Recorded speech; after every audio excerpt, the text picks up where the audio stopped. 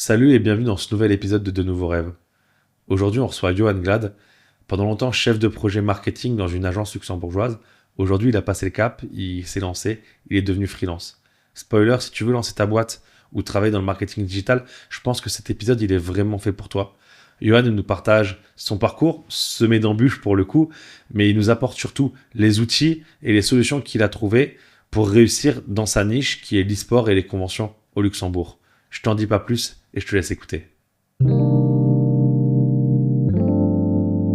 Johan, comment tu vas ? Très bien, merci Simon. Merci d'être venu, merci d'avoir accepté cette invitation. Et puis bienvenue dans De Nouveaux Rêves, bienvenue dans ce nouveau setup qu'on inaugure avec toi aujourd'hui. Très très sympa. Ouais. Merci pour l'invitation, je suis ravi d'être là. On est cosy ou pas ? Franchement, j'adore. Tu vois ? Non, franchement, c'est Bon, top. t'as vu, les canapés sont les mêmes. On a essayé de garder 2-3 éléments de l'ancien setup, mais on avait un besoin de changer un petit peu. Le rose ne m'allait pas au teint. On est sur de l'émeraude. Je sais parce que mes équipes m'ont dit c'est pas bleu-vert, c'est émeraude, Simon. Ok, alors on est sur de l'émeraude et du orange. Bienvenue dans De Nouveaux Rêves. Ici, comme tu le sais, on parle entrepreneuriat, on parle mindset, on parle de tout ce qui fait, tout ce qu'on peut faire pour atteindre ses rêves. Et c'est ça qui est génial. Et aujourd'hui, on va parler de est-ce que tu as atteint tes rêves ? Est-ce que tu en as encore d'autres à atteindre ? Et est-ce que tu peux déjà commencer peut-être par te présenter, nous dire ce que tu fais dans la vie ? Ouais, volontiers.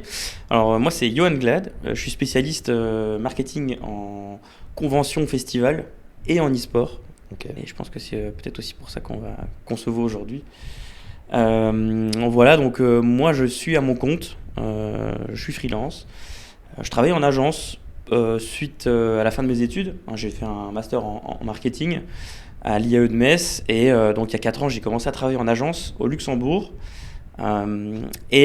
suite à la fermeture de l'agence je me suis mis à mon compte et j'ai continué à travailler avec les clients de l'agence et voilà, et tout se passe très bien pour l'instant. C'est génial, félicitations. Merci. Donc depuis combien de temps en freelance ? 1 an. Ok. Ouais, ça va faire 1 an. Premier anniversaire. Ouais, tout à fait. Et alors au bout d'1 an déjà, qu'est-ce que c'est de la vie de freelance ? Ça n'a rien à voir avec le monde de l'entreprise, je trouve. Ouais. Moi qui ai travaillé, avant j'avais fait des stages, forcément. Donc j'ai connu un peu tous les types de structures. J'avais travaillé chez SFR, donc j'ai connu vraiment au siège des SFR à Paris, notamment. Donc j'ai connu, on va dire, la multinationale jusque des plus petites agences, comme j'ai travaillé pendant 4 ans au Luxembourg. Donc là on était 6-7 en agence d'événementiel. Donc on avait une partie événementielle, une partie marketing, communication. Et là maintenant je me retrouve finalement tout seul. Et vraiment l'approche est, je trouve, complètement différente. Déjà il faut apprécier travailler en solo. Je pense que tu as connu ça, t'as connu ça aussi. Faut aimer travailler en solo et surtout pas avoir peur de la solitude. Parce que quand tu as travaillé toute ta vie, pour l'instant j'ai 30 ans, donc ça fait... j'ai commencé vraiment à travailler, connaître le monde du travail il y a une dizaine d'années, on va dire. Donc quand tu as l'habitude d'être au quotidien, tu sais, avec tes collègues, avec tes chefs, etc., notamment quand tu travailles sur des projets, tu as toujours quelqu'un pour te renvoyer la balle. Ouais, bien sûr. Et donc l'exercice mental est toujours différent quand tu as quelqu'un en face de toi pour challenger un peu tes idées, etc. Là, tu te retrouves solo chez toi et la seule personne pour challenger tes idées, c'est soit ton client, donc il faut faire très attention aux matériaux bruts que tu lui envoies quand même, sûr, ouais. Soit éventuellement, et ça c'est ce que je suggère le plus, c'est d'avoir d'autres freelances avec qui discuter, des gens un petit peu de confiance, qui sont un peu dans le même bateau que toi, et avec qui quand même avoir des discussions. Voilà, donc après 1 an en solo, j'ai beaucoup appris, je trouve que c'est une excellente expérience. Que je suggérerais pas forcément en sortie d'études. Okay. Parce que je pense qu'il faut quand même avoir déjà un petit bagage, connaître le monde de l'entreprise, etc. Parce que, en l'occurrence, j'ai 2 clients principaux avec qui je travaille au Luxembourg. Et il faut comprendre comment eux fonctionnent de leur côté. Parce que eux fonctionnent généralement... moi, j'ai des clients qui travaillent dans le monde de l'entreprise, notamment des grosses sociétés au Luxembourg. Il faut comprendre comment cette société fonctionne. C'est à toi de t'implanter dans leur workflow à Exactement. eux et pas eux de toute façon ne s'adapteront pas pour toi. Ouais, c'est ça. Exactement. Et donc, je pense que c'est difficile, rien qu'avec seulement de la théorie, t'adapter à ce genre de client. La théorie, c'est bien, mais il faut forcément passer par de l'expérience. Hein. Et je pense qu'il faut comprendre ton client avant tout pour pouvoir faire du bon boulot. Donc, après 1 an d'expérience en freelance, vu ce par quoi je suis passé en 1 an, malgré voilà, d'avoir 4 ans en agence et 2-3 ans de stage, un petit peu des longs stages, j'avais fait plus de 6 mois à droite à gauche, franchement, j'aurais pas assuré si j'avais pas fait déjà au moins avoir 5 ans bien tassés en entreprise, quoi. En vrai, je trouve qu'elle a un peu t'as un peu le médaille et le revers de la médaille, dans le sens où d'avoir ces multicasquettes de freelance au début, je trouve que c'est super excitant. Ouais, ça n'a rien à voir. Après, ça devient le pire poids du monde. La compta, les relances clients, c'est tout ce dont on gère pas quand on est en agence. Parce que, en vrai, j'ai eu le même parcours que toi, passant par l'agence, puis en étant freelance, puis maintenant en ayant monté mon agence. Mais en vrai, t'as un peu cette multicasquette.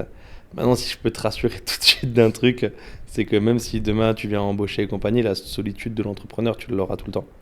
Ça, c'est un truc qu'il faut s'habituer. Et effectivement, je trouve que c'est une super bonne solution que tu as trouvé de parler avec d'autres freelances. Comment ça se passe? Vous avez monté des groupes, vous papotez toute la journée, ou c'est quoi? Vous faites essayer de vous voir, tu vas dans des clubs de marketeurs ou des choses comme ça? Eh ben pas encore, Ouais. mais c'est sur ma to-do hein, quand même, parce que en fait au moment où je me suis mis en freelance, t'as un peu lancé dans la mer, quoi, tu vois, dans le bain, quoi. T'es tout seul, tu te retrouves solo. Et le bain est grand. Et ah ouais, complètement. Bah ouais, mais il est infini. Mais c'est aussi ça qui est intéressant, quoi. Hein.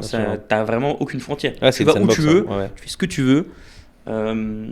Et en fait, le premier truc que j'ai fait, c'est que je me suis dit, il faut que je me forme un peu sur comment être efficace en tant que freelance, en tant que professionnel freelance. Et donc, je me suis fumé sur plein de podcasts, notamment. J'ai essayé d'ingurgiter beaucoup de contenu de freelance qui parlaient de leur expérience de freelance, justement. Okay. Et on est heureusement dans une très bonne période depuis post-2015, même 2020. On a énormément de contenu sur les autres entrepreneurs, sur comment gérer ta vie d'auto-entrepreneur, comment faire ton marketing en tant qu'entrepreneur, comment gérer tes clients, etc. etc. On a de la chance d'avoir beaucoup de... Il y a de la matière. Hein. Il y a de la matière, quoi. Tu peux te former, franchement, tu peux te former avec du contenu gratuit en plus, c'est ça qui est génial. C'est un peu ce qu'on fait même là tous les deux, bien tu sûr. Vois. Et en fait, il y en a beaucoup. Donc, grâce à ça, j'ai appris beaucoup de choses.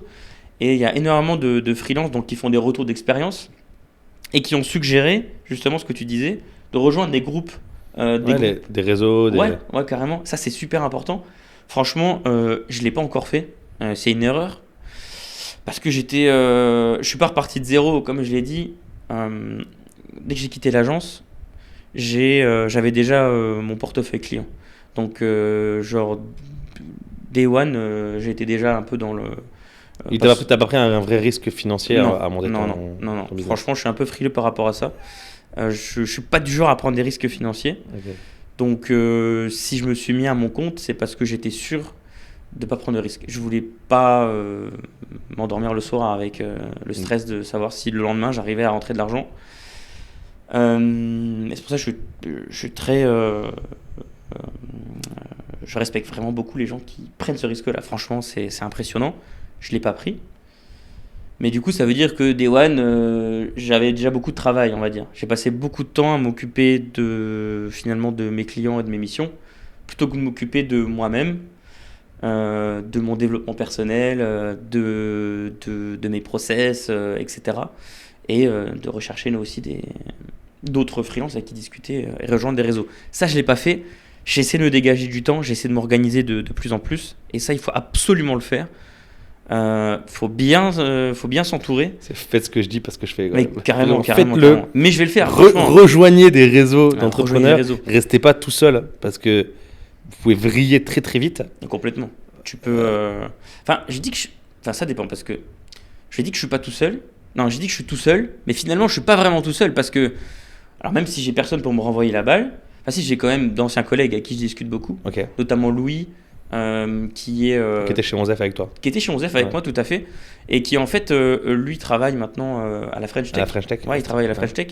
Mais il est aussi freelance à côté. Ok. Donc, je discute beaucoup avec lui. Donc, je suis pas solo, je discute beaucoup avec lui. Mais on est un peu dans le même bain. Et souvent, ce qui est intéressant quand tu rejoins un réseau, c'est que tu peux discuter avec des personnes qui sont à la step après toi. Parce que quand tu es freelance, tu passes nécessairement, peu importe si tu as beaucoup de théorie ou tu as beaucoup d'expérience par le passé, tu passes par plusieurs steps. La première année, tu te retrouves complètement sous l'eau, t'as pas de process, t'es pas organisé, tu prends toutes les missions qui arrivent, tu dis oui à tout. Tu sais pas dire non. Tu sais pas dire non, franchement. Alors ça, j'avais la théorie. Hein. Et t'as eu la pratique. Ça, c'est très intéressant aussi parce que entre théorie et pratique, comme je t'ai dit, j'ai ingurgité des mois de podcast, des retours d'expérience, Déjà que des ne conseils. dites pas oui à tout, ne dites pas oui à tout. Ne dites pas oui à tout. Ouais, des tonnes de Ne conseils. vous sous-vendez pas. On n'est pas fait. là pour faire de l'amitié, on est là pour faire du Tout à business. fait. On a tous les mêmes conseils. Tout à Et fait. puis quand on se lance, on est en mode oui, non mais pour toi c'est pas cher. C'est clair. Tu veux me payer plus tard, il y a aucun problème. C'est clair. T'es obligé de le vivre. T'es obligé Pour de le le vivre comprendre, ouais. pour comprendre. C'est intéressant de le savoir en amont. Ouais. Parce que tu sais, parce qu'au moment où tu dis oui, tu dis putain, qu'est-ce que je suis en train de faire quoi. Mais après tu te retrouves sous l'eau, tu travailles les week-ends, tu travailles La nuit. jusque pas d'heure, Ouais. tu travailles la nuit parce que tu dis putain, je me suis engagé, machin et tout. Et après, t'as le seum, t'es énervé contre toi-même et c'est ça l'expérience, tu vois. Ouais. Tu regrettes. C'est pas forcément c'est une erreur, c'est pas un échec, hein, parce que du coup, oui, tu rentres une mission, tu rentres de l'argent, t'apprends, etc. Et c'est suite à ça que après, Tu vois les choses différemment. tu vois les choses différemment et t'apprends. Mais tu sais que ça c'est un truc. T'es obligé de passer par ça, quoi. C'est des étapes obligatoires. Ouais, mais ça c'est un truc que j'ai voulu monter déjà et j'ai pareil, c'est dans ma to-do. Mais en fait, moi j'ai beaucoup cherché des réseaux. Tu vois. Je suis quelqu'un naturellement ancien d'agence de communication d'une grosse agence de Metz.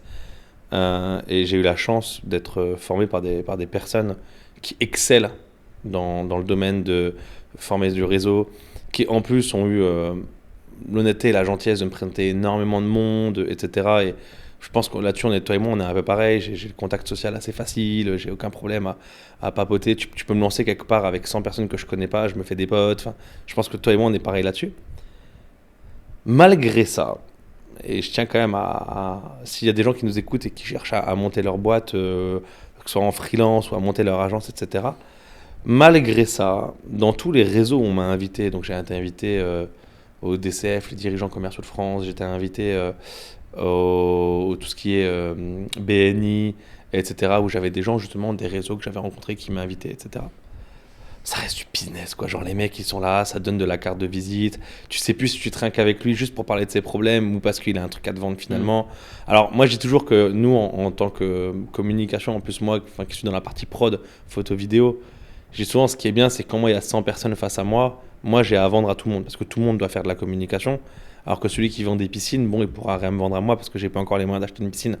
Donc tu vois genre j'ai plus à vendre que eux ont à vendre chez moi, donc j'ai pas trop de risques à y aller. Mais du moins, je trouve que ça manque à un moment, juste une réunion, je sais pas, une fois par mois, où on se retrouve même dans un bar ou n'importe quoi. Et tu vois, là, on est en train d'en parler, mais je te dis, viens, on le monte si tu veux. Ou juste avec des freelances ou des mecs qui lancent leur boîte. Si à un moment je l'avais, dis un petit truc si tu passes par là, avec Mandar, ils avaient monté le Five Club, qui était un petit club, qui n'était pas du tout là pour le business, qui était une sorte de table ronde. On était une vingtaine de personnes. Et en fait, en gros, chacun se présentait. Et toutes les semaines, chacun présentait sa boîte. Mais après, c'était vraiment genre, quelle galère t'as eu. Il y avait de la question-réponse et tout. Et genre, ça, c'était génial parce que t'étais vraiment dans le partage pour le partage, tu vois. Et en fait, tous les réseaux où j'étais invité à pareil, t'étais plus dans le partage pour le business que dans le partage pour le partage. Et genre, moi, je serais chaud à monter vraiment un vrai truc sur Metz. Viens, effectivement, on se parle juste de nos galères. Parce que ça se trouve, toi, tu es dans tes galères aujourd'hui de freelance que moi, j'ai vécu quand moi, j'étais en freelance. Moi, aujourd'hui, je le subis parce que j'ai pété le plafond. Donc, il y a aussi, après, il y aura tous les problèmes de le plafond, quel statut prendre. Moi, aujourd'hui, je suis dans un problème où le statut que j'ai choisi n'est pas le meilleur choix que j'aurais pu faire. Et peut-être que quelqu'un d'autre aurait pu me le dire au moment où moi, j'ai changé de statut, etc., etc. Et en fait, tu vois, ça manque des fois juste d'être dans le partage pour le partage parce que je pense que tout le monde a à apprendre de l'autre. Et je pense que même le plus gros a à apprendre du plus petit. Et en fait, c'est un cercle comme ça, tu vois. Donc, je pense que trouver des gens qui sont déjà la même énergie que toi, c'est important. Trouver des gens qui ont connu tes problématiques, qui en connaissent d'autres, pouvoir partager avec eux, c'est génial. Mais be careful quand même au réseau où ils sont juste là dans le but de donner de la carte de visite et en fait ça va te coûter plus cher en carte de visite et en panne de bière le soir ou en petit déj apéro le matin. Finalement, qu'en vrai conseil que tu vas récupérer, qu'en vrai business que tu vas récupérer, l'expert comptable, il va te dire ce que tu vas entendre pour que tu ailles signer chez lui, le banquier, il va te dire ce que tu vas entendre pour que tu ailles prendre un crédit chez lui, etc., etc., etc. Donc, tu vois, genre, ouais, les réseaux, ouais, mais trouver des gens plutôt des proches ou des proches de proches, plutôt que de se lâcher dans une grande mare. Je suis complètement d'accord avec toi. En fait, souvent les gens, ils ont peur, enfin je dis les gens, plutôt les freelances, hein, de ce que j'ai rencontré ces dernières années, ils ont peur d'échanger, de demander conseil et de discuter avec d'autres freelances sur leur secteur. Ouais. Parce que pour eux, warning, concurrence. Non, confrère, enfin tu vois, genre c'est plus confrère. Parce qu'en vrai, le gâteau, il est énorme. Ouais. Tu vois, quand tu es freelance, tu as besoin de quoi 3, 4, ça dépend de ton business model, tu vois. Ouais. Et même 3, 4, 5 clients. Et puis même en vrai, si tu prends ton plafond, 72 000, je crois qu'il a un peu augmenté maintenant, mais moi il y a 2 ans c'était 72 000 Parce que là tu parles avec la TVA. du plafond de micro-entrepreneur. Ouais, micro-entrepreneur. Ouais. Mais si tu es en plafond micro-entrepreneur 72 000, c'est-à-dire que tu fais 6 000 balles par mois de facture. Ouais. Si tu divises par 12. Hein. Ouais. Effectivement, quand tu commences à bosser avec des sociétés un peu sérieuses, ça peut aller quand même assez vite. Bien sûr. Bien, oui. Déjà, techniquement, un client, ouais, un gros client, tu peux les faire. Ouais, tu vois, si tu es. Pareil, erreur à ne pas faire. Pas un seul client. Tu me voles les mots dans le même panier. Ouais, c'est clair. Un client, très mauvaise idée. Très mauvaise idée. Très mauvaise idée. Non, c'est clair. Mais oui, je suis complètement d'accord avec toi là-dessus. Hein. Il faut en fait demander, il faut discuter, il faut échanger. Il faut créer un réseau avec des gens qui ont les mêmes problématiques que vous, qui sont dans le même bateau, qui ont vécu des mêmes choses, etc. Et ben oui, c'est la concurrence, mais c'est la concurrence. Là, c'est pas, je vais donner l'exemple des SFR, c'est pas SFR, Orange et Bouygues. Hein. Là, on parle juste de solopreneurs ou freelance, voilà, qui sont à leur compte et il faut échanger sur les problématiques. En plus de ça, quand tu es freelance, tout à l'heure, voilà, il y a surtout une histoire de positionnement. C'est très important de savoir se positionner sur le marché. Faut pas être trop généraliste parce que tu vas forcément te faire cramer par quelqu'un qui est sur le même segment que toi, mais qui lui se spécialise dans un sujet. Moi, par exemple, pour l'instant, je me positionne comme spécialiste marketing festival e-sport et convention. Ouais. C'est assez spécifique. Ouais, voilà. Après, c'est aussi dû à mes anciennes expériences. Je suis plus à l'aise dans ce domaine-là et donc je suis plus à même de proposer mes services à des clients vraiment spécifiques dans ce sujet-là. Mais du coup, je peux très bien discuter avec des freelances qui sont spécialistes marketing sur du B2B, sur des projets SaaS, donc des logiciels ou ce genre de choses par exemple. Ils vont rencontrer à peu près les mêmes problématiques que moi, mais sur un autre secteur. On n'aura aucun problème de... Oui, vous pouvez même parler de stratégie, j'aurais aucun problème. Tout à fait, voilà. Mais au moins, il faut se rapprocher, voilà. Parce que c'est sûr, si tu vas discuter avec, voilà, plutôt dans des réseaux, comme tu dis, à Paris, où c'est beaucoup plus généraliste, tu vas te retrouver dans des trucs de business, etc. Même à Metz, je te rassure. Hein. Oui, bien sûr, on n'a pas besoin d'aller chercher bien loin. Et tu vas te retrouver finalement, tu ne trouveras pas ce que tu cherches. En fait, et même s'il y a des futurs freelances qui nous écoutent dans le podcast, j'écoute beaucoup Alexis Michela. Pour moi, c'est la personne de référence dans tout ce qui est conseil pour les auto-entrepreneurs. Okay. Il a fait un livre, des vidéos. Non, il fait du podcast beaucoup, okay. Un site internet, etc. Une formation aussi. Il est vraiment excellent. Et un des conseils qu'il donne, que je trouve très très pertinent, en fait, tu crées un petit groupe de 2 ou 3 personnes. Trop bien. Et qui ont les mêmes problématiques que toi, mais sur un segment différent, un secteur différent. Et en fait, tu t'imposes une réunion une fois par semaine. Tu te dis le mardi de 11h à midi. Et en fait, tu te réunis avec ces gens-là. Et en fait, chacun, pendant 20 minutes, par exemple, doit parler d'une problématique personnelle. Et les autres le conseillent. Okay. Tu vois, et chacun son tour. Tu poses une. Alors là, ma problématique cette semaine, c'est. J'hésite sur mes tarifs, tu vois, par exemple. Je me suis rendu compte que je suis pas forcément aligné. Je suis trop bas, je suis trop haut. Mes clients, ils me disent que j'en sais rien. Je le dis au hasard. Et ensuite, les 2-3 personnes de confiance avec qui tu es, ils vont te donner leur point de vue. Ouais, moi je pense que tu devrais baisser, augmenter. Moi j'ai vécu ça avec un client. Ou alors j'ai posé la question au client, il m'a répondu ça, tu devrais faire ci, etc. Ouais, Et franchement, je trouve que c'est le meilleur modèle. Parce que ce qu'il faut savoir, c'est que, enfin, c'est ce que moi j'ai vécu. Quand tu es freelance, tu n'as qu'une journée de 24 heures. Et comme tu l'as dit tout à l'heure, quand tu te retrouves à ton compte, en fait, tu ne fais pas juste ton job, tu ne fais pas juste ton métier. Tu as 4 nouveaux métiers qui se rajoutent. Tu deviens commercial parce que tu dois aller chercher des clients. Tu deviens comptable. Ouais, mais si tu es en micro-entrepreneur, tu dois faire une compta simplifiée, mais il faut quand même suivre tes comptes, savoir où tu en es. Tu dois faire, gestionnaire administratif parce que tu découvres l'URSSAF, les impôts et j'en passe, les factures, etc. Donc, tu as énormément de choses à faire. Tu dois gérer ta prospection, faire un site internet, gérer tes réseaux, tu dois faire créateur de contenu. Ouais. Bon, c'est ce que j'étais, donc ça va. Mais alors tu sais, le faire pour soi et le faire pour les autres, des fois, c'est quand même différent. C'est différent. Surtout qu'en plus, tu es jugé sur. Puis nous, on est dur avec nous-mêmes. Tout à fait. Et tes clients, ils vont te dire s'il est incapable de se vendre, il va pas être capable de me vendre. C'est ça. Moi, je suis du marketing, donc je suis censé vendre le contenu de mes clients. Donc voilà. Donc ce que je veux dire par là, c'est que tu as énormément de choses à gérer. Et la première année, tu te retrouves vite sous l'eau parce que tu découvres tout.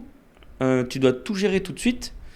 Et ta journée ne fait que 24 heures. Et tu dois réussir quand même à gérer ta vie perso et ta vie pro. Réussir à faire une jonction entre les deux. Et généralement, c'est très difficile. En fait, la frontière n'est plus aussi nette qu'avant. Ah oui. Et quand tu disais tout à l'heure, quand tu es salarié, tu as d'autres problématiques. Hein. Tu dois gérer avec des patrons, tu dois gérer avec moins de flexibilité. C'est pas évident, c'est sûr. Mais quand tu es à ton compte, la frontière, elle commence à disparaître et tu as des nouvelles problématiques qui apparaissent. Moi, je sais que la frontière avait totalement disparu à l'époque où j'étais tout seul. C'est dangereux. Et en fait, je me rappelais très très bien, c'est que on venait d'emménager, je venais d'acheter un appartement avec ma compagne. Et donc, je voulais un appartement déjà où j'avais un bureau. Parce que dans l'appartement qu'on avait avant, je bossais dans le salon. Et en fait, il y a un moment où j'ai pété un cap parce que je sortais plus du salon. Parce que la journée, je bossais dans le salon parce que mon bureau était dans le salon. Le soir, je passais du temps avec elle. On a un rituel avec ma compagne, c'est tous les soirs. Parce qu'elle est chef d'entreprise aussi. Donc, on travaille tous les deux. Enfin, à 8h du matin, on est parti. À 20h, on rentre. Enfin, on finit de travailler. Moi, du coup, j'étais à la maison, mais j'étais là. Et du coup, on a un rituel tous les soirs. Si on regarde, si on n'a pas beaucoup de temps, au moins un épisode de série ensemble. Déjà, on mange. On regarde un épisode de série ensemble. Si on a le temps, on regarde un film ensemble. Tu vois, tous les soirs. En plus, passionnés de cinéma tous les deux, plus elle que moi. Et donc, du coup, on essaie de se prendre notre 2 heures, 2 heures et demie. On mange, on papote, on regarde un film. Alors, des fois, on arrête au milieu du film et on papote, mais c'est important. Après, moi, je retourne au boulot. Donc, en fait, je passais de 8h du matin à 20h30 dans le salon. J'allais dans la cuisine, on se faisait à manger. 21h, parce qu'on avait un petit appart, on mangeait dans le salon. 21h, on mangeait, on était dans le salon. Jusqu'à 23h30, on était dans le salon. Elle allait se coucher. Et je restais dans le salon jusqu'à 2h, 3h du matin pour bosser. J'allais dormir dans mon lit. Et à 8h du matin, j'étais à nouveau dans le salon. Donc on avait pété un câble, j'avais acheté un appartement. J'ai dit, je voulais mon bureau. Finalement, le problème était le même. J'étais dans mon bureau, j'allais dans le salon pour manger et je retournais dans mon bureau. Et en fait, à un moment, juste pour couper, parce que tu sais, ça va trop vite. Il te reste un petit truc de une demi-heure à faire. Ouais, tu te dis, bon, vas-y, avant de dormir, je m'en occupe. Ouais. Comme ça, demain, j'y pense pas, machin, etc. Et du coup, moi, pour reprendre une frontière entre les deux, j'ai pris des bureaux. Tu vois, histoire de prendre ma voiture, d'aller au travail le matin, et de quand je reviens du travail, sauf cas exceptionnel, mais quand je reviens du travail, le travail, il est au travail. Et de pouvoir aussi dire à mes clients, parce que moi, mes clients savaient tous que je bossais à domicile. Quand je faisais mes visios, ils voyaient que j'étais chez moi. Et du coup, j'avais des clients qui vite fait, Simon, je sais qu'il est 20h, mais si tu peux me dépanner, machin. Après, j'avais la bonne excuse de, écoute, mon Mac, il est au bureau, je te cherche à demain matin à première heure, il n'y a pas de souci. Mais là, je suis chez moi, j'ai fini ma journée de travail, genre, tranquille. Et c'est important, je pense, effectivement, de retrouver une frontière entre le pro et le perso. T'es papa ? Ouais. Et en plus, t'es papa ? Non, t'es pas papa. Non, pas encore. Mais tu vois, c'est des questions qui se posent. C'est des questions qui se posent. Je me dis le jour. T'arrives déjà pas à gérer. C'est ça. Quand t'as pas d'enfant, alors imagine quand on a. Après, tu me diras, ça peut-être que ça te force aussi à Ouais, passer bah, le bien step, sûr, tu vois. ouais, bien sûr, ouais, bien évidemment, bien évidemment. Mhm. Mais tu vois, je me dis que nous, on fait déjà 8h, 20h tous les jours. Et tu vois, c'est intéressant ce que tu dis parce que, tu vois, tout à l'heure, je te parlais des steps que tu passes forcément. Ouais. Tu sais, quand tu es à ton compte. Ouais. Et ben, moi, je suis le step où je suis encore à bosser dans mon salon sur mon Mac, tu vois. Ouais. J'ai pas encore trop de problèmes, tu vois, avec ça. Je me suis posé la question, est-ce que je devrais prendre des bureaux pour faire le... Mm. Et pour l'instant, ça va, je deviens pas fou encore, tu vois. Ouais. J'arrive à... Moi, en Après, plus, moi, c'était période Covid. Ah ouais, ah ouais. Donc, en plus, je pouvais pas Ah sortir. ouais, ok, Tu vois. d'accord. Ok. Ah ouais, bah après, non, pour l'instant ça va, tu vois, mais c'est sûr que j'aimerais bien au moins avoir un bureau chez moi, mais bon, j'ai pas forcément la place ni l'envie de dédier toute une pièce, Ouais. tu vois, j'ai pas rempli un appart énorme. Mais avec ma compagne, tout pareil que toi, tu vois. Tout pareil que toi, on se prend notre. 2-3 heures le soir. Ouais, 2-3 heures le soir minimum pour, mater une série, manger ensemble, discuter, etc., tu vois. Et les premiers mois, je me suis fait un peu réprimander, hein, parce que. Ah bah, T'as toujours le petit truc du genre, ah putain, Mais oui, merde. et puis tu penses. Ah ouais, C'est la vie de et freelance. mais la charge mentale, ça n'a rien à voir. Ouais. Ça n'a rien à voir. Ça aussi, c'est un truc à prendre en compte, quoi. La charge mentale. Ah ouais. Ah ouais. Mais la charge mentale aussi, c'est aussi de la discipline parce que. Et c'est justement quand tu fais pas la frontière entre le perso et le pro que ta charge mentale, elle se cumule. Et typiquement, j'imagine, tu me donneras tort ou raison, mais quand tu as pris tes bureaux, Ouais. ta charge mentale a peut-être diminué quand tu es rentré à la maison. Tu vois, parce que tu te sentais peut-être plus légitime à faire le break. tu Ouais, vois. alors, honnêtement, pas surtout parce que. Alors, pour moi, il y a 2 charges mentales. Il y a la charge mentale de la production qu'on doit rendre à nos clients en Mhm. temps et en heure. Et effectivement, celle-ci, quand tu pars du bureau, tu sais que tu peux plus avancer dessus. Donc, techniquement, effectivement, bon, c'est bon, je gère demain. C'est toujours dans un coin de ta tête parce que bah, c'est aussi la vie d'entrepreneur de toujours essayer de penser à tout, tu vois. Moi, j'ai pris aussi une solution, c'est que je note beaucoup sur carnet maintenant. J'écris énormément. J'arrive le matin au bureau, je bois un café, je prends un carnet, je l'ouvre, je me note mes tâches de la journée. Tu vois, j'ai repris énormément le papier. Et mais par contre, il y a la charge mentale donc de la prod, mais il y a la charge mentale du chef d'entreprise, que tu sois freelance ou chef d'entreprise avec des salariés. Et celle-là, je trouve que tu sois au bureau, que tu sois chez toi, etc., c'est un vrai truc à prendre en compte. Moi, souvent, c'est ce que je disais, il y a toujours le reset du premier du mois. C'est-à-dire que qu'importe ton chiffre, que ton mois était excellent ou vraiment pas beau le mois dernier, qu'importe ton chiffre, le mois d'après, genre quand c'est le premier, boum, remise à zéro. Et moi, tous les 31 au premier, je fais une mauvaise nuit. Parce que mon chiffre, il était excellent le mois dernier ou pas bon, c'est remise à zéro. J'ai mon objectif mensuel. Parce que, encore une fois, moi je suis à une étape, je ne vais pas dire supérieure, mais un peu plus loin dans le parcours que tu imagines. Je ne sais pas après quel est ton but professionnel, mais effectivement, où moi aujourd'hui, il y a des salariés et du coup, je sais que le premier du mois, bah, je vais sortir les salaires. Et donc du coup, j'ai un objectif de fin de mois qui est qu'il faut que je rentre au moins X milliers d'euros. Sans ça, je ne paye pas les salaires, je ne peux pas m'envoyer, je fais pas les équipements, enfin j'ai des charges. Et du coup, je sais que moi, du 31 au 1er, que je sois chez moi, au bureau, machin, etc., je dors pas bien. C'est ça, et je pense que tu vois, tu as cette charge mentale d'entrepreneur. Donc effectivement, ouais, d'avoir pris un bureau, ça m'a fait du bien sur la charge mentale de prod, où il y a un moment où je suis à la maison, mon Mac, il est au bureau. Mais si je dois être 100% franc avec toi, nous ici on travaille sur serveur, donc le serveur il est ici au bureau, et j'ai un serveur copié à la maison. Mon Mac ne reste jamais au bureau. Ouais. C'est-à-dire que le soir quand je pars, je débranche mon Mac, je le mets dans mon sac, et mon sac il vient avec moi. Parce que je me dis qu'en tant que chef d'entreprise, il doit y avoir une galère, il ne faut pas que j'ai ne serait-ce qu'un quart d'heure de voiture, hein, je ne suis pas très loin de chez moi, mais pour aller résoudre la galère, il faut que je puisse la résoudre à n'importe quel moment. Bien sûr. Oui, après, il faut rester réaliste. Tu vois, donc, mon Mac, ouais.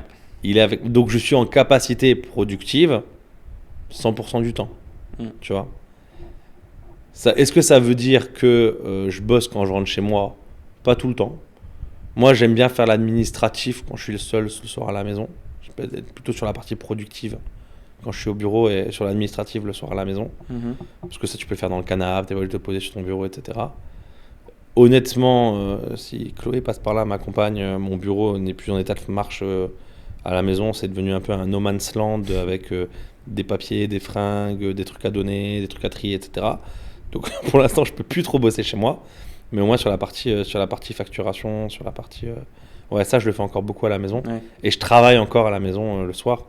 J'ai aujourd'hui pas assez de 8 ou 9 heures ou 10 heures de travail dans la journée pour faire tout ce que je voudrais faire. Mais pareil, je me soigne, j'y travaille. Et après, je suis connu pour être toujours un peu sur le fil. Moi, par exemple, tu vois, on en parlait tout à l'heure, j'ai énormément de mal à dire non, même encore aujourd'hui. C'est pas facile, ça. C'est Encore dur. une fois, entre la théorie et la pratique. C'est dur. Puis en plus, moi, j'ai de la chance. Le KPI que je soigne le plus dans mon agence, c'est le taux de rétention. C'est de rebosser avec les clients qui m'ont fait confiance. Oh, bah alors là. C'est un KPI que je soigne énormément. Et donc, du coup, si tu veux, tous les clients qui se basent sur le tu peux me rendre un service, tu peux faire ça, allez, vas-y, ça prend 10 minutes. Ah, je vais quand même pas appeler quelqu'un d'autre pour le faire alors que tu sais le faire. Ça serait dommage. Ils sont là en mode, tu vois, ils me caressent dans le bon sens en plus. Ouais. Et en fait, moi, je suis, je pense, aussi connu pour ça, pour toujours trouver une solution. Peut-être une histoire de personnalité aussi. Ouais. C'est peut-être plus facile chez certaines personnes que chez d'autres de savoir dire non. Tu vois. Je sais pas. Après, c'est aussi, il faut savoir se faire violence, tu vois. J'espère que mes clients m'écoutent pas, mais je sais pas dire non. Je sais pas. C'est clair. Tu te mets dans la merde là. Je sais pas dire non. Je sais pas. Là où je me suis déjà forcé, c'est commercialement parlant. Parce qu'avant, je savais même pas dire non à une remise commerciale. Genre, à chaque fois que j'envoyais mes devis, j'avais, je pense, à quelques clients, je les citerai pas, mais qui mettaient toujours, tu sais, genre, j'étais, je sais pas, des chiffres aléatoires à 3750, ils me disaient à 3005, ok. Et moi, oui, d'accord. Tu vois ? Ouais, mais je comprends. Et des 250 balles par-ci, 300 balles, 1000 euros par-là et compagnie. Et à chaque fois, après, du coup, je m'étais dit, c'est quoi, je vais mettre 250 balles de plus, comme ça, il va me négocier 250. Mais tu vois, j'ai dû me durcir commercialement, et maintenant, ouais, il y a certains clients, pas encore tous, parce que quand c'est justifié, oui, écoute, là, on pourra s'arranger comme ça, machin, il y a moins de temps de plaisasse. Oui, on peut descendre le prix, j'ai pas de souci. Mais j'ai certains clients où maintenant, écoute, non, là, j'ai déjà fait le maximum que je peux faire. Après, moi, je suis plus rentable. Il faut aussi que je gagne ma croûte. C'est clair. Mais ouais, je pense que c'est une histoire de personnalité. Et ça peut te rassurer. Ça part pas. Après, j'ai des amis. Léo Lorini, qui est venu sur le premier podcast, lui, il a son tarif. Les marques, elles le contactent. Alors, c'est pas les mêmes marques que moi, mais Nike l'appelle ou Puma l'appelle. Léo, il dit, bah écoute, c'est X milliers d'euros. Les mecs, ils disent oui, ils disent non. Et si c'est non, c'est pas grave parce qu'il a une liste d'attente de clients qui est tellement longue derrière que si ça le fait pas, bah, c'est pas grave. En fait, c'est aussi de la préparation et de l'entraînement, quoi, tu vois. Même par rapport à toi. Tu vois, par exemple, si tu as une liste d'arguments, si tu as une liste d'arguments pour réfuter une demande d'un client au niveau du prix. Par exemple, le client, je sais pas, tu fais une presta à 2000, le client, il veut 1500. Toi-même, pour pouvoir dire non, tu dois être en mesure de te sentir légitime à dire non. C'est-à-dire que, et ça se prépare. Ça se prépare. Ouais. Tu vois, bon, ça aussi, c'est la théorie que j'ai un peu appris. Merci Alexis Michela. Voilà, il faut savoir dire non, tu vois. Tu dois préparer un argumentaire pour toi-même te convaincre que tu es en légitimité de dire non. De dire non, je peux pas descendre à 1005, c'est 2000. Et c'est parce que 2000, c'est calculé.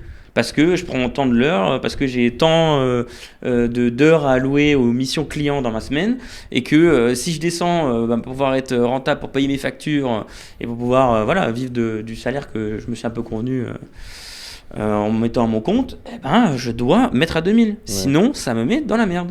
Et ça, il faut être solide sur ses appuis.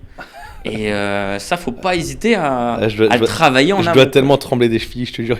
Ah ouais, non mais... C'est sûr, mais c'est pas évident à faire. Et ça, pareil, il faut l'expérimenter pour... Puis en fait, tu sais, c'est... moi, j'ai toujours...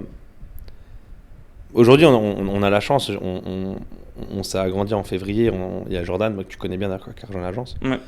Et on s'est agrandi, donc du coup, le calendrier qui était full avant, où justement, j'avais peut-être plus de facilité à dire non avant parce qu'on était full. Ouais. Aujourd'hui, on n'est plus full. Ouais. Et donc des fois, je me dis, vas-y, on n'est pas full. Je le prends un peu moins cher celui-là, mais après le problème c'est que le client il s'habitue au prix. Tout à fait. C'est très difficile. Et monter ses prix. Ouais, et ça c'est un truc. Ça c'est horrible ça. Ça c'est un truc. C'est intéressant que tu en parles. Que je te souhaite pas, mais que je pense que comme tout freelance tu découvriras. Si demain tu dois être amené à, t'es sous quel régime pour l'instant ? Pour l'instant je suis micro. Ouais, voilà. Donc tu as 23% de charge URSSAF, 23,1. Ouais.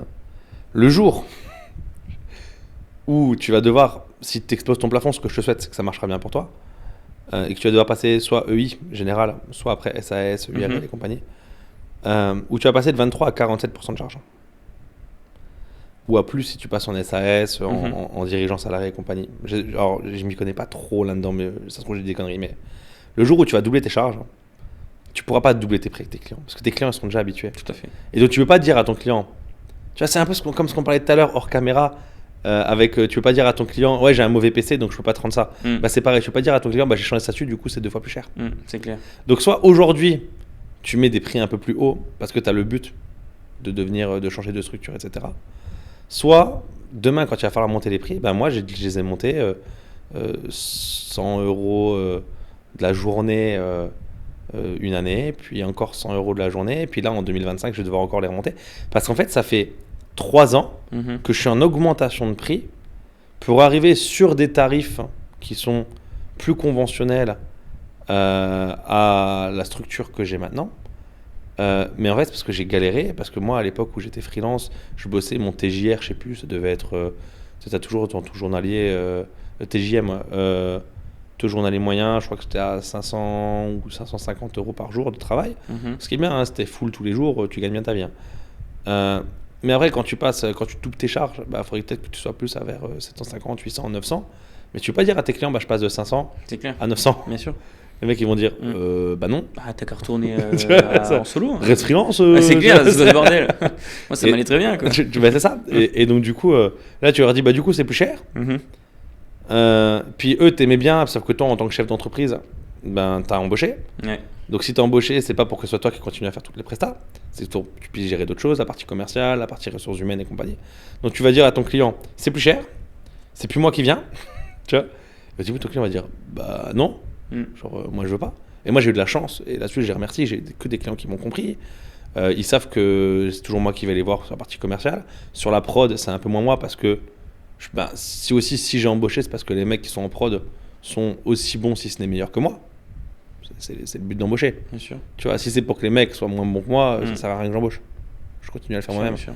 Donc, mais tu vois, c'est toutes les phases que je te souhaite de découvrir encore sur la partie freelance, quoi. Après, tu vois, j'ai pas forcément pour ambition de monter ton agence. Ouais, carrément.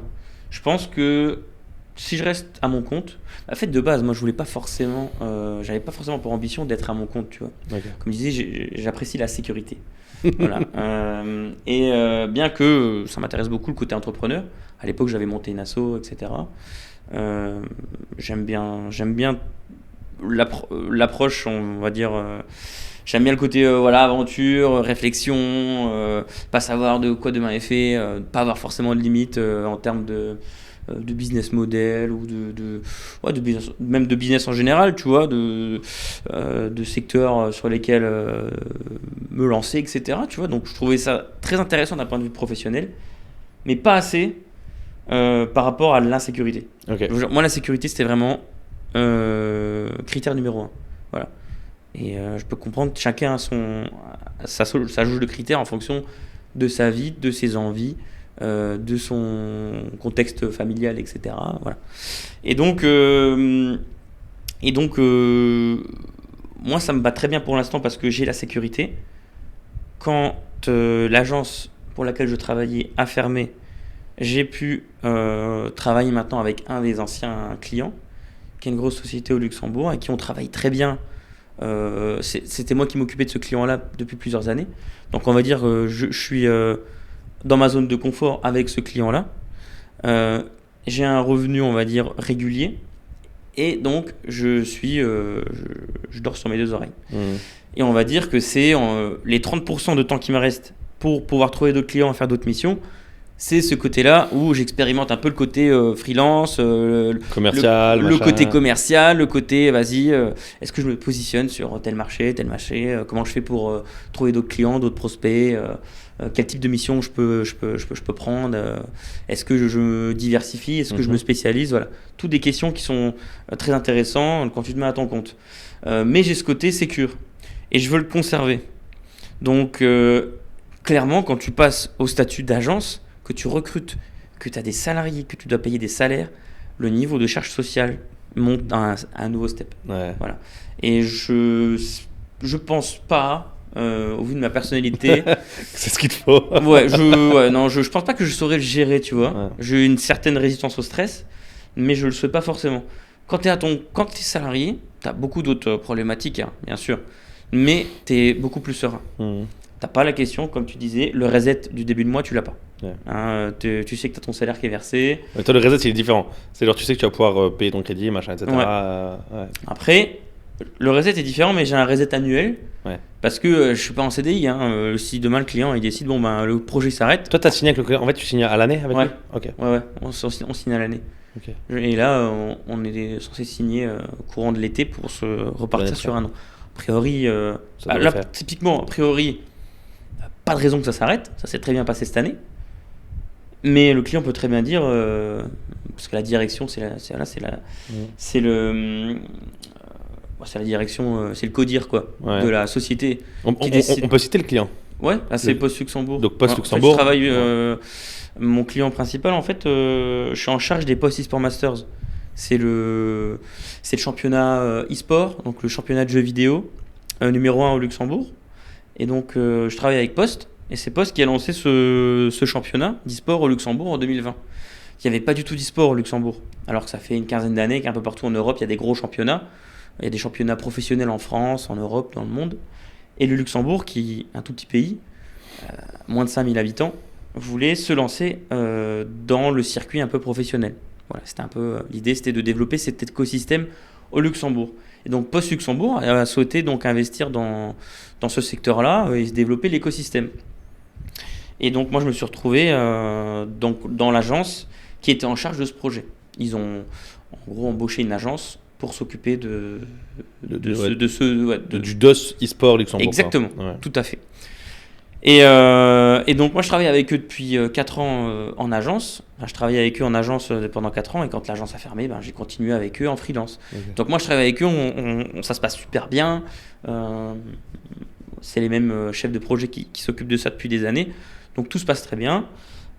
Mais tous les ans, le projet est renouvelé. Donc Ok. ils peuvent très bien dire, l'année prochaine, on arrête, ça s'est très bien passé pendant 5 ans, et on décide de mettre nos billes ailleurs, tu vois. Ouais, bien sûr. Voilà, c'est tout à fait Ouais, possible. d'aller sur un autre sport, Ouais, d'aller voilà, sur une autre thématique. Ouais, tout à fait. Ok. Donc il n'y a rien de sûr. C'est pas du tout un CDI, quoi, tu vois. Donc là, cet été, je vais passer un bon été, mais je suis dans l'attente de savoir si... Du tampon et voilà, du. c'est ça, exactement. Ok, ouais. Parce que sinon, ça veut dire je repars direct sur le marché du travail.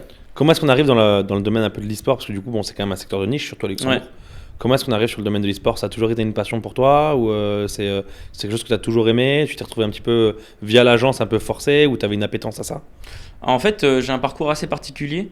Je suis pas forcément un ultra fan d'e-sport. J'aime bien le jeu vidéo. Hein. C'est un passe-temps comme de nombreux jeunes. Voilà, quand j'ai entre 10 et 20 ans, j'ai beaucoup joué, tu vois. Mais pas spécialement fan d'e-sport. J'irais même jusqu'à dire que je ne savais même pas ce que c'était. Parce qu'en fait, si tu veux, j'ai mené mes études de marketing, donc de mes 18 ans à mes 23, 24 ans. Et en parallèle, en fait, j'aime beaucoup la compétition. Je faisais beaucoup de sport. Et il y avait un jeu sur lequel j'étais très fort.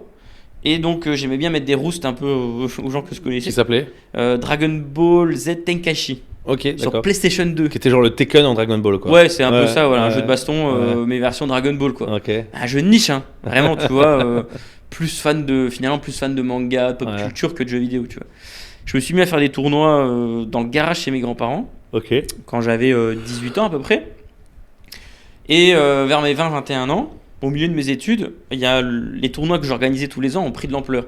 On était une cinquantaine, on a loué une salle à la mairie de Marange-Sylvange à l'époque. Ok. Et ça a attiré plus de 50 personnes, ça a super bien marché, et on a organisé un tournoi, sachant que je ne savais pas ce que c'était l'e-sport à l'époque. Je savais même pas, je m'étais même pas Toi, tu renseigné. faisais un tournoi de jeux vidéo, quoi. C'était. Ouais, je faisais un tournoi de jeux vidéo entre Ouais. potes, voilà. J'ai fait des petites annonces un petit peu sur Facebook, des affiches, etc. Ouais. Tu vois.